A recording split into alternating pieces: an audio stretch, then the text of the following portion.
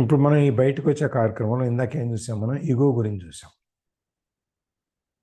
చూసాం కదా ఇందాక ఈగో గురించి, ego identification with the pain body, దాన్ని చూసాం. ఇప్పుడు దాంట్లో నుంచి బయటకు వచ్చేసాం.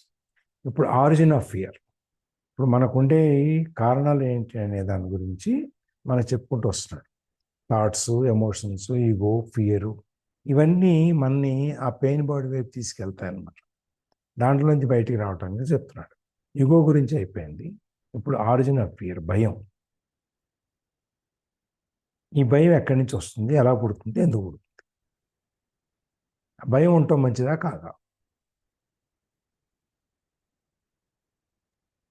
సార్ భయం ఉండకూడదు సార్. భయపడ్డామంటే వెనకబడతాం మనం. అస్సలు ఉండకూడదా, కొంచెం ఉండొచ్చా? కొంచెం ఉంటే అదే ఎక్కువైపోయి వెనకబడుతున్నాం సార్. భయం ఉండకూడదు. ఉండకూడదు. ధైర్య సాహసే లక్ష్మి. ధైర్య సాహస లక్ష్మి అన్నారు కానీ భయం అదే అలక్ష్మి అని చెప్పలేదుగా. భయం కూడా ఉండాలి సార్. మనం భయపడాల్సిందే దేవుడికి ఒక్కడికే. ఎందుకు భయపడాలి? దేవుడికి ఒక్కడికే, ఎందుకు భయపడాలి అంటున్నాను. ఇంకా వేరే ఎవరి దగ్గర మనం భయపడక్కర్లేదు సార్. దేవుడి దగ్గరే ఎందుకు భయపడాలి అంటున్నాను. కొంచెమన్నా ఉండాలి కదా సార్. ఎందుకు ఉండిద్ది కొంచెమైనా. ఎందుకు ఉంటుంది?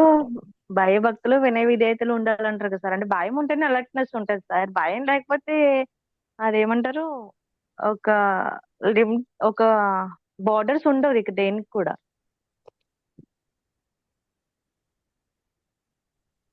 భయం ఉండడం వల్లే కదా సార్ ఒక డిసిప్లిన్ గా మనం ఉంటున్నాము అంటే. భయం అండ్ భక్తి రెండు మిళితమై ఉండడం వల్ల మాత్రమే ఎవరి లైఫ్ అయినా కానీ ఒక డిసిప్లిన్ మోడ్ లో ఉంటది. భయం లేకపోతే ఇంకా వాళ్ళ లైఫ్ మీనింగ్ లేనట్టు ఉంటది. అదే చూస్తాం కదా డిఫరెంట్ వెర్షన్స్ లో ఉన్న వాళ్ళంతా భయం లేని వాళ్ళే. వాళ్ళకి భయం ఉంటుంది. ఎంత పెద్ద గుండా అయినా కూడా వాడికి భయం ఉంటుంది లోపల. కానీ బయటకేమో వాళ్ళ బిహేవియర్ అలా ఉండదు కదా. ఉండదు, కానీ లోపల ఉంటుంది. వాడిని ఎప్పుడు ఎవడు చంపుతాడు అని చెప్పి చుట్టూ 100 మంది పెట్టుకున్నట్టు.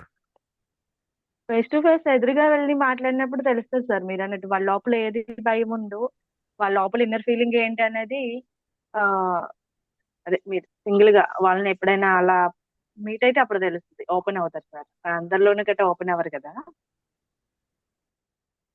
ఎంత భయంకరమైన క్రిమినల్ అయినా కూడా, నేరస్తుడైనా కూడా మేము ఇండివిజువల్గా వెళ్ళి మాట్లాడితే ఇంత మంచివాడు వీడైనా ఇంత క్రైమ్ చేసింది అనిపిస్తుంది. అవును సార్. పాపం వాళ్ళు ఫేస్ చేసిన ఎక్స్పీరియన్సెస్ కానీ, వాళ్ళ లైఫ్ జర్నీలో ఎదురైన సిచ్యువేషన్స్ కానీ, మేబీ పాపం ఎక్కడో ఒక దగ్గర వాళ్ళు అది ఎందుకన్నారు సార్, జ్ఞానము అంటే అజ్ఞానం వదిలేస్తే జ్ఞానం వస్తుంది అన్నట్టు. వాళ్ళు ఎక్కడో ఒక పాయింట్ దగ్గర స్టక్ అయిపోయి ఇక దాన్నే ఇంక శాశ్వతం అదే ఇంక లైఫ్ అంతా అలానే ఉంటది, సిచ్యువేషన్స్ పర్సన్స్ అందరూ అలానే ఉంటారనే థాట్ లో వాళ్ళు ఫిక్స్ అయిపోతారు. కానీ పాపం మళ్ళీ వాళ్ళు ఒక్కొక్కసారి రియలైజ్ అయ్యే సిచ్యువేషన్స్ వస్తే రియలైజ్ అవ్వచ్చు, అదే లేదంటే ఇంకా చెప్పేది. చెప్పలేమన్నట్టు కూడా. ఇందాక చెప్పింది నిన్న దాంట్లో, యాంగర్ అనేది, కోపం అనేది కనుక నీ పెయిన్ బాడీలో ప్రిడామినెంట్ ఫీచర్ అయితే, నీ పెయిన్ బాడీలో కోపం అనేది కనుక ముందు వరుసలో ఉంటే, ఆ కోపం నిన్ను ఆక్యుపై చేసేస్తుంది. నువ్వు కోపానికి ప్రతిరూపంగా మారిపోతావు. రాముడు ధర్మం అంటే ధర్మానికి పోత పోస్తే రాముడిలాగా ఉంటాడని ఎట్లా చెబుతారు, అట్లాగే కోపానికి పోత పోస్తే ఇట్లా ఉంటాడు అని చెప్తారు. వాడు ఆ కోపంలో ఏం చేస్తున్నాడు వాడు తెలియదు. ఇక అదే దాంట్లో నుంచి బయటికి రావటానికి చేసే ప్రయత్నమే ఇదంతా. అందుకని యాంగర్ గురించి చెప్పుకుంటూ వచ్చాడు, ఈగో గురించి చెప్పుకుంటూ వచ్చాడు, ఫియర్ గురించి మాట్లాడుతున్నాడు.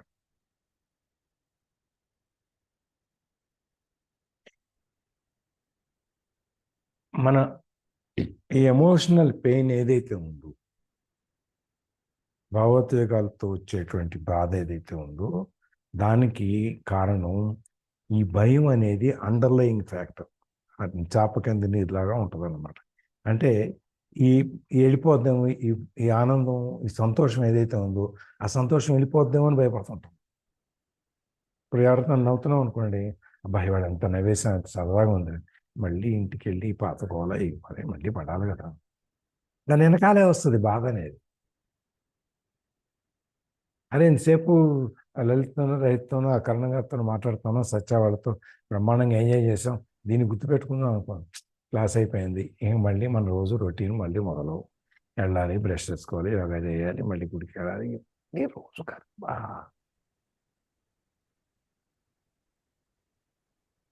అందుకే చెప్పారు కదా సార్, ఈ క్షణం అనేది శాశ్వతం కాదు. అది సంతోషందైనా బాధదైనా ఏది శాశ్వతం కాదు.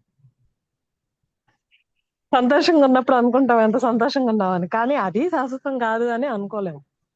శాశ్వతం కావక్కర్లేదు, కానీ దాన్ని తలుచుకో, బాధని ఎందుకు తలుచుకుంటావు?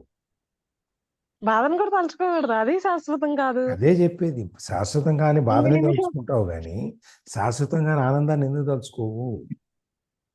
ఈ నిమిషం అనేది శాశ్వతం కాదు. చెప్పేది అదే. మనం ఎంతసేపు బాధ గురించి, కష్టాన్ని, వీటి గురించి తలుచుకుంటాం కానీ మనం అనుభవించే ఆనందం గురించి, సంతోషాన్ని గురించి తలుచుకోము అని. మన దేవుడి దగ్గరికి వెళ్ళి నాకు అది కావాలి, ఇది కావాలి, ఇది కావాలి, అది కావాలని అడుగుతావు కానీ నాకు ఇన్ని ఇచ్చావు, నాకు దాని కృతజ్ఞతని చెప్పావా? దేవుని చూసిన ఆనందం కూడా, ఆ? దేవుని చూసిన ఆనందం కూడా మర్చిపోయి వరుసగా లిస్ట్ చదువుతా ఉంటారు. అదే మరి. సార్ బయట వాళ్ళైతే ఏమో తెలియదు కానీ సార్, మన గ్రూప్ మెంబర్స్ అయితే కంపల్సరీ గాడ్ థ్యాంకింగ్ చెప్పుకుంటాం సార్. అంటే మన గ్రూప్ లోనే ప్రేయర్ గా చెప్పుకుంటాం. అండ్ ఎవరి సిచ్యువేషన్ కూడా మనకి హ్యాపీ మూమెంట్ వచ్చినప్పుడు ముందు తర్వాత కూడా భగవంతుని స్మరించుకునే పర్సన్స్ సార్ అందరం కూడా. గుడ్, ఉంటే అలవాటుగా సంతోషం. మారిపోయింది సార్ అది బాగా. ఉం? అందరికీ అలవాటుగా మారిపోయింది ఇప్పుడు అది. మంచిదే కదా, దానికే కదా ఈ ప్రయత్నం అంతా.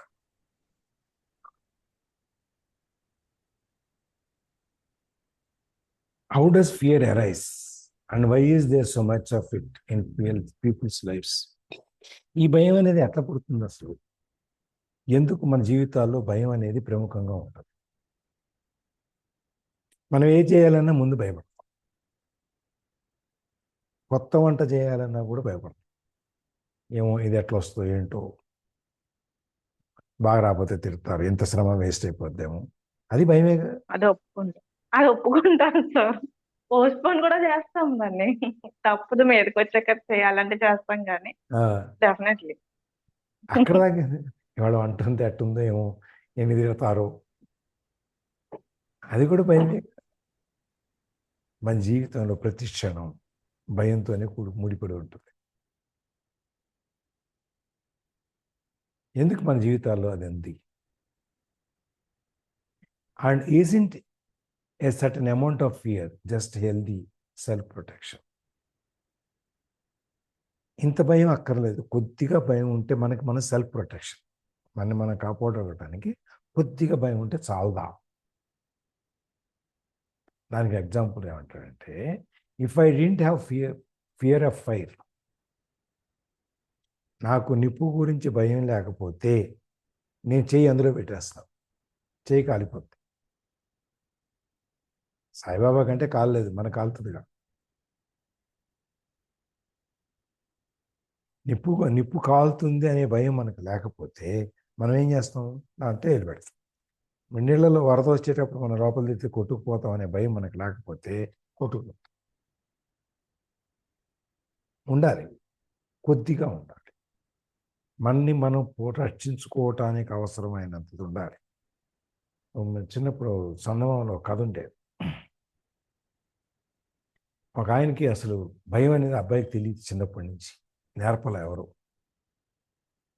ఏదైనా దూకటం, ముందుకెళ్ళిపోవటమే తప్ప అసలు భయం అంటే ఏంటి అని అడిగే పరిస్థితి అన్నమాట. అది ఎలా ఉంటుంది అని చెప్పి, అది ఇంట్లో వాళ్ళకి, ఊళ్ళో వాళ్ళకి కూడా, పల్లెటూరులో అయితే ఊళ్ళో వాళ్ళకి కూడా, అయ్యో వీడు ఇలా ఉన్నాడు, వీడికి భయం అంటే తెలియదు, ఏమైపోతాడు ఏంటో అని చెప్పని ఒక వర్రీ ఉండేది వీళ్ళందరికీ. ఇది లలిత లాంటి తెలివిగల ఆయనతో చెప్పారు, బాబు ఈయనకి పరిస్థితి ఏం చేద్దాం అని చెప్పి. లలిత తెలివిగలదు కాబట్టి ఏం చేసింది, అలాగా సార్ మధ్యలో నన్ను ఇన్వాల్వ్ చేయొద్దు సార్, చెప్పుకుంటూ వెళ్ళండి. చెప్తున్నాను అదే. నీకేమైనా డౌట్ ఉందా? నేను లలిత అంటే నువ్వేనా లలిత నాలమట అని చెప్పానా నేనేమన్నా? Okay sir, thank you. క్యారియన్ sir. అమ్మా మీకు అప్రిసియేషన్ సార్ ఇస్తున్నారు, మీరు అది స్వీకరించాలా. అది ఎక్స్పీరియన్స్. సరే ఈ భయం కలిగించాలి, ఎట్లా కలిగించాలి అని చెప్పని ఏం చేశారు, మంచి చీకటి గది తీసుకుని చీకటి గదిలో గబ్బిలాలు పెట్టారు. చీకట్లో ఉన్నాయి గబ్బిలాలు, అది 2 రోజులు పెట్టేసి వదిలేసిన తర్వాత వీడిని తీసుకెళ్ళి ఆ తలుపు తీసి ఆ గదిలో ఉన్నదేదో పట్టుకురారా అని చెప్పారు. వీడిని పంపించి వీడి లోపలికి వెళ్ళి తలుపు తీయంగానే అవి వచ్చి ముఖం మీద కొట్టేసి, అవి లోపల ఉన్నాయి కదా, దానికి ఎప్పుడు బయటికి రావాలని చూస్తూ ఉన్నాయి. వచ్చి మొహం కొట్టేసేటప్పటికి వీడికి ఒక్కసారిగా షాక్ అయిపోయింది. అప్పుడు ఆ భయం అనేది తెలిసింది.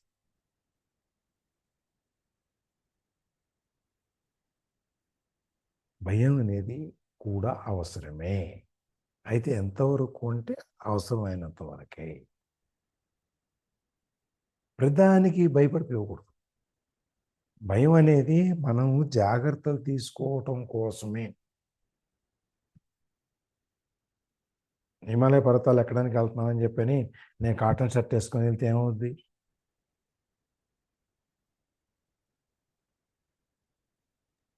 పర్వతంలో పాటు మనం కూడా ఒక ఐస్ అయిపోతాం సార్. అయిపోతాం కదా. నాకు భయం లేదు అని చెప్పి వెళ్ళిపోవచ్చా? వెళ్ళిపోం కదా. నా మీద ఏదో ఓరకోటు, ఉన్ని కోటు, ఆ కోటు, ఈ కోటు ఇవన్నీ వేసుకుని మనకి ఎటువంటి చలి రాకుండా ఇబ్బంది పడకుండా వెళ్తాం. ఆ స్నో బైట్ అంటారు దాన్ని, అది తగలకుండా ఉంటుంది. అది ఆరిజిన్ ఆఫ్ ఫియర్. అంటే భయం అనేది ఉండాలి, కొద్దిగా ఉండాలి, సెల్ఫ్ ప్రొటెక్షన్ కోసం. Yes. The reason why you do not put your hand in the fire is not because of fear.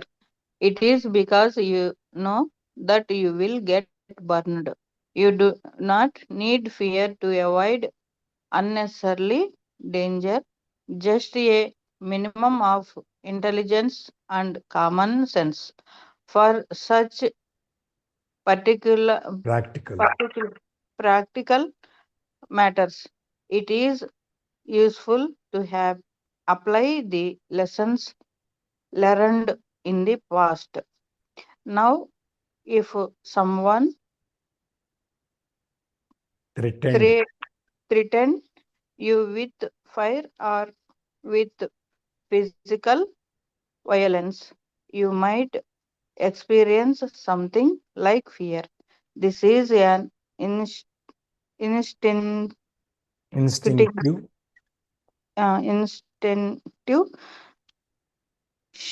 shrinking back from danger, but not the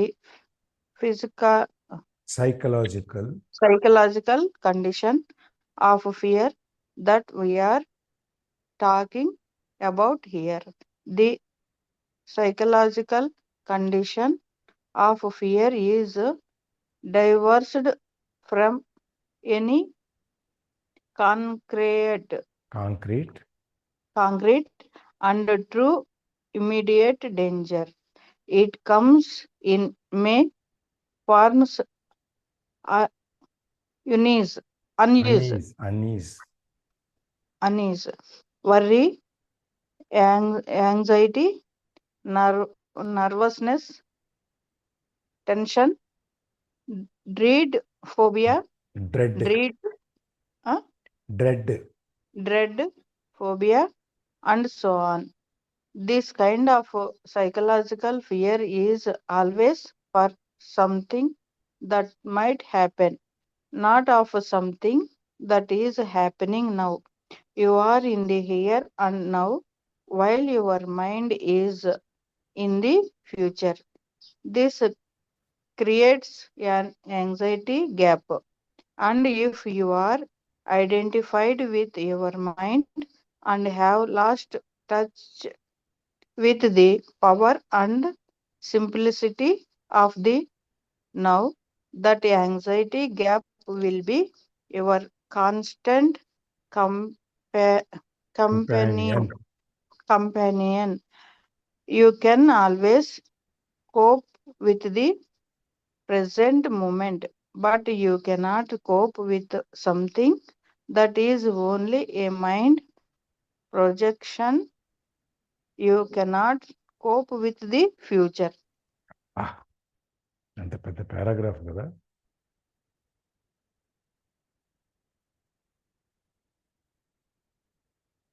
మనం చేయి నిప్పులో పెడితే చేయి కాలుద్ది అనే భయంతో మనం పెట్టాం కదా. దాన్ని ఎట్లా ఎక్స్ప్లెయిన్ చేస్తున్నాడంటే, the reason why you don't put your hand in the fire is not because of fear, but because that it will burn. మనం ఈ చెయ్యి ఎందుకు పెట్టం అంటే భయం వల్ల కాదు, మన చెయ్యి కాలుతుంది కాబట్టి పెట్టం. అమ్మో అది నాకు నిప్పు అంటే భయం, నేను పెట్టను అంటున్నది. ఎందుకు నిప్పు అంటే భయం అంటే కాలుతుంది కదా. సో దాన్ని ఇంకో విధంగా చెప్పేది అంటే అది భయం కాదు, ముందు జాగ్రత్త. కాలుతుంది తెలుసు కాబట్టి మనం పెట్టం. So you don't need fear to avoid unnecessary danger, just a minimum intelligence and common sense. ఒక అనవసరమైనటువంటి ప్రమాదం, చిన్నదేదో పెద్దదో తగిలింది అనుకోండి, దాన్ని పోగొట్టుకోవటానికి మనకు భయం యొక్క అవసరం లేదు. మనకు కావాల్సింది ఏంటంటే చిన్న కొద్దిపాటి తెలివితేటలు, common sense. For such practical matters, it is useful to apply the lessons learned in the past.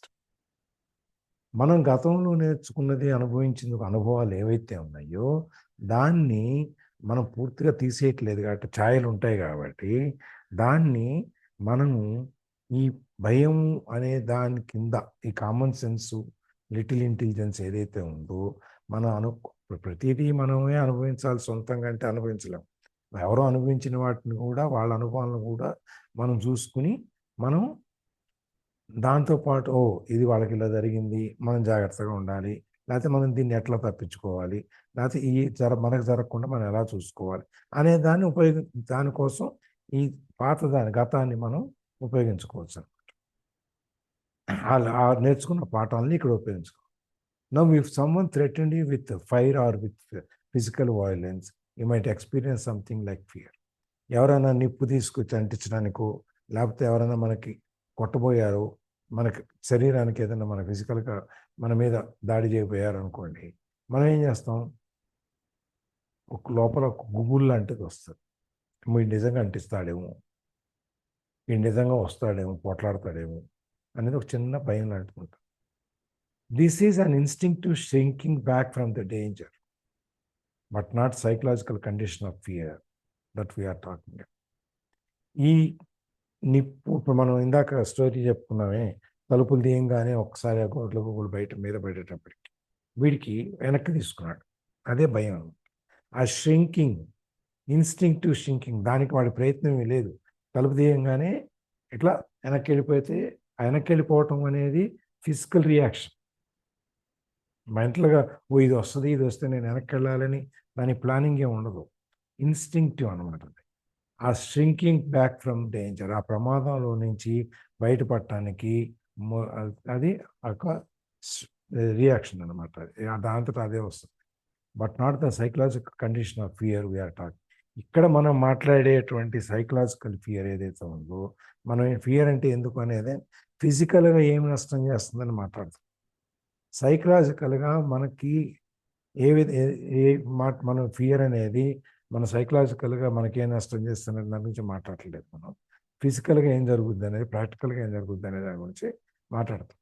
The psychological condition of fear is divorced from any concrete or true immediate danger.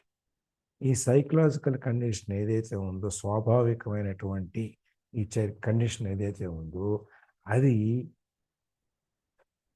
ఈ fear is condition of fear, ఈ స్వాభావికంగా వచ్చే భయం ఏదైతే ఉందో, ఈ concrete and true immediate danger, అతి నిజమైనటువంటి ఆ కాంక్రీట్ లాంటి ఆ ఇమీడియట్గా మనకు వెంటనే జరిగే ప్రమాదంలో నుంచి దాన్ని బయటికి తీసుకొస్తున్నారు.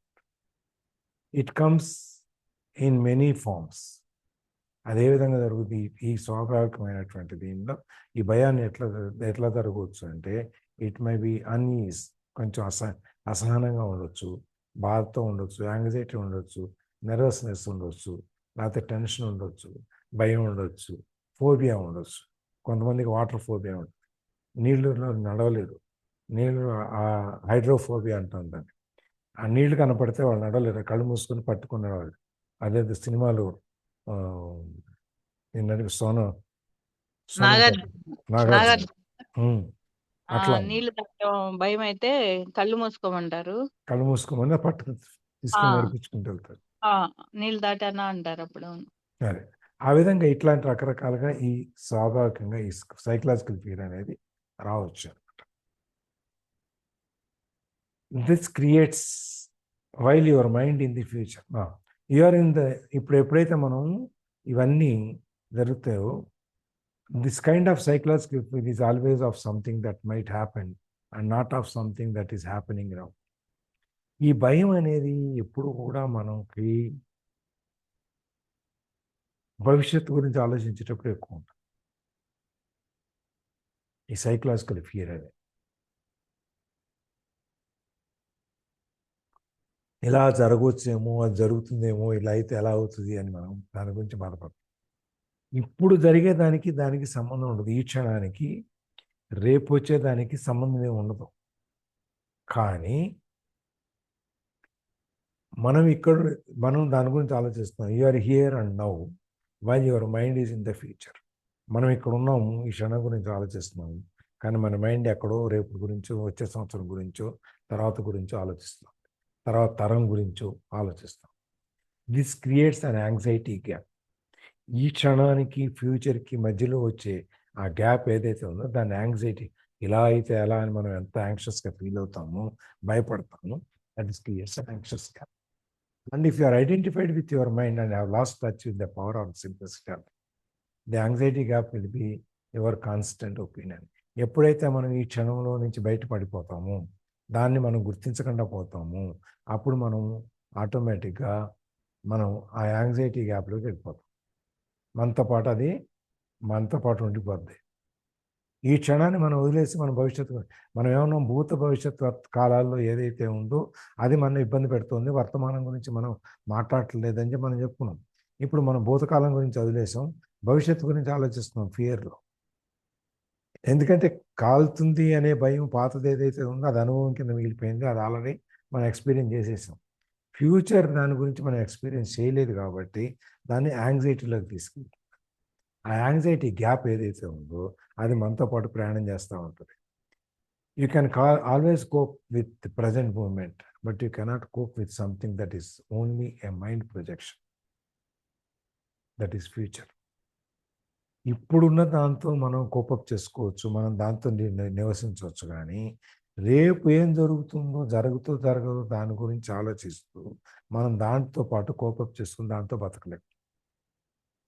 రేపు ఏం జరుగుతుందో మనకు తెలియదు. మనం ఇప్పుడు ఇంట్లోంచి బయటకు వెళ్తే ఏం జరుగుతుందో మనకు తెలియదు.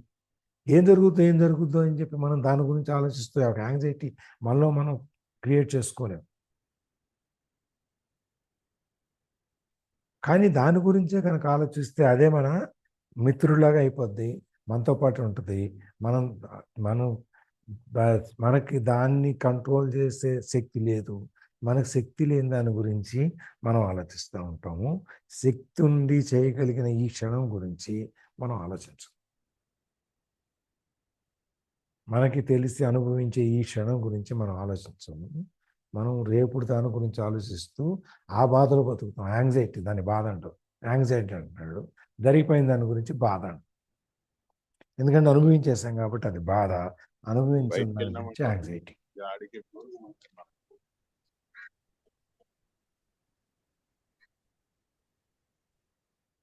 సో మనం ఫ్యూచర్ గురించి ఆలోచిస్తూ దాంట్లో బతుకుతుంటే ఈ క్షణాన్ని మనం మిస్ అయిపోతాం. That is fear. ఫియర్ అనేది ఎక్కడి నుంచి వస్తుంది అనేది ఇవాళ ఇక్కడ ఆపుదాము, రేపు చూద్దాం. Sir thank you sir.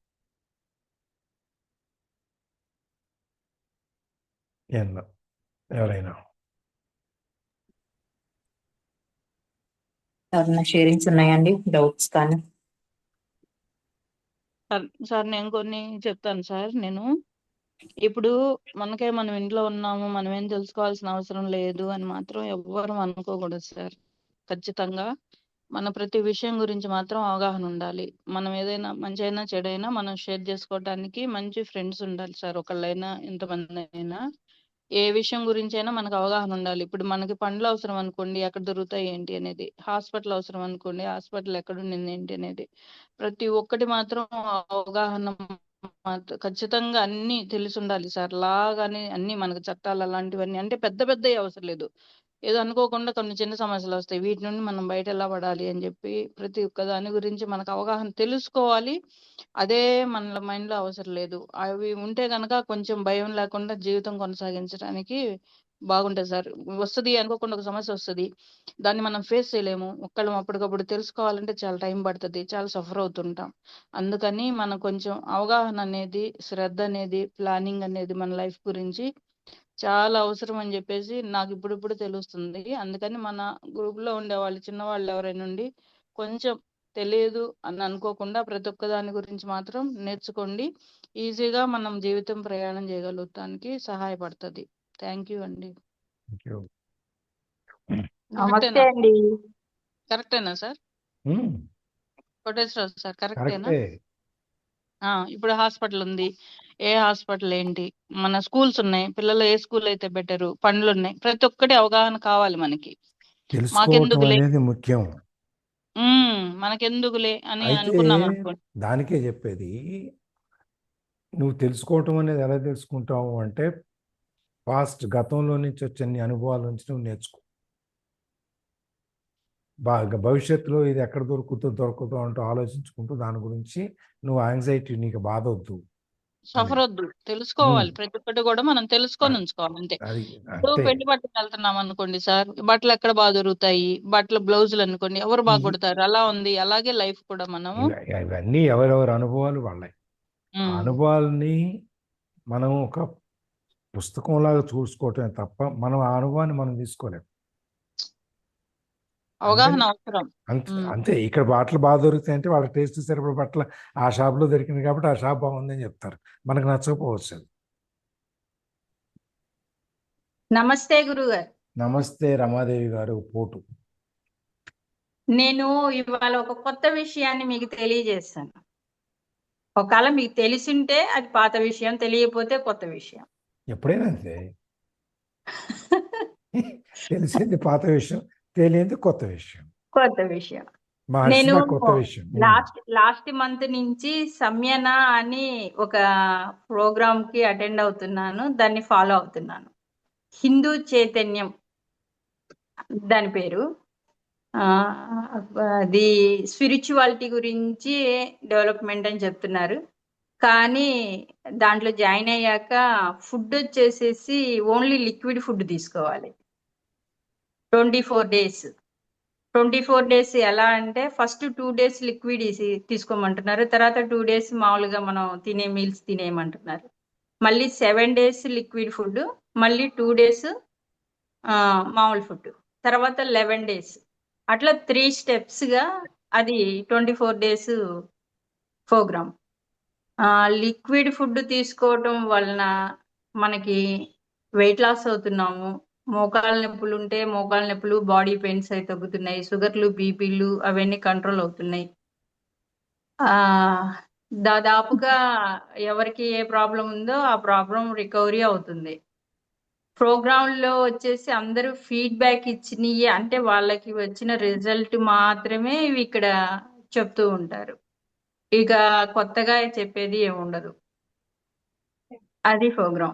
ఎవరికి ఇష్టమైతే వాళ్ళు జాయిన్ అవ్వాలి. కానీ మధ్యలో మనకి చేయలేము, మనం సంయమనం చేయలేము, ఈ లిక్విడ్ ఫుడ్ తీసుకోలేము అంటే బ్రేక్ అయిపోవచ్చు. ఎప్పుడైనా ఎనీ టైం మనం బ్రేక్ అయిపోవచ్చు. అది ప్రోగ్రాం. అది హిందూ చైతన్యం హైదరాబాద్ లోనే తను ఉండేది. ఇప్పుడు నేను లాస్ట్ మంత్ చేశాను, ఈ మంత్ చేశాను. దాదాపు 6 kgs వెయిట్ లాస్ అయ్యాను. మా సార్ కూడా చేశారు. నేను మా సార్ ఇద్దరం చేశాము. ఆయన కూడా ఒక 6 kgs లాస్ అయ్యారు. ప్లస్ ఆయనకి మోకాళ్ళ నొప్పులు వచ్చినాయి ఈ మధ్య బాగా. ఆ మోకాళ్ళ నొప్పులు పోయినాయి. ఓకే. ఇప్పుడు మీరు అదేది రోజు పోస్టులు పెడుతున్నారు దాందే కదా? హిందూ చైతన్యం అదే. Okay, right. సో మన వాళ్ళు ఎవరు, మన గ్రూప్ సభ్యులు, సంఘ సభ్యులు ఎవరికైనా ఇంట్రెస్ట్ ఉంటే ఓటు రమాదేవి గారి అనుభవాన్ని తీసుకుని ఎవరైనా దాంట్లో ఉంటే ట్రై చేయండి. అంతే కదా మీరు చెప్పేది? అదే. Right, thank you. Thank you. ఎందుకు సార్ ఇది ఇది రమా గారు ఏమడగాలంటే, నేను ఇట్లా ఆచరిస్తున్నాను, ఇప్పుడు నేను ఎలా ఉండాలి అని అడగాల మమ్మల్ని. ఎలా ఉన్నాను? ఫేస్ అంతకు ముందే గ్లోగా ఉండేవాళ్ళు, ఇప్పుడు కొంచెం ఏజ్డ్ పర్సన్ లాగా కనబడుతున్నారు నాకు. అవునా?